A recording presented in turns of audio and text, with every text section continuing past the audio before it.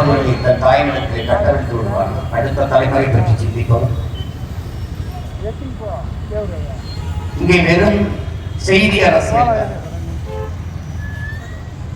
நாங்கள் செப்டம்பர் 16ஆம் தேதி குடும்ப தலைவிக்கு 1000 ரூபாய் கொடுக்க போகிறேன் என்பதை ஜனவரி 1ஆம் தேதியிலிருந்து விளம்பரம் செய்வார். ஒவ்வொரு திட்டத்தையும் பல நூறு கோடிகளுக்கு மேலே முதலீடு செய்து விளம்பரம் செய்வார்கள். அதுதான் செய்தி அரசியல், விளம்பர அரசியல். சேவை அரசியல் என்பது இங்கே இல்லை, செயல் அரசியல் என்பதும் இல்லை. அது தேர்தல் வரும்போது மட்டும் மாணவர்களுக்கு 30 லட்சம் பேருக்கு மடிக்கணினி கொடுக்க காரணம் என்ன? அது போன ஆண்டு கொடுத்திருக்க கூடாதா? இல்ல அதற்கு முந்தின ஆண்டு கொடுத்திருக்க கூடாதா? அப்படி கொடுத்திருந்தால் அது மக்கள் அரசியல். தேர்தல் வரும்போது கொடுத்தால் அது தேர்தல் அரசியல்.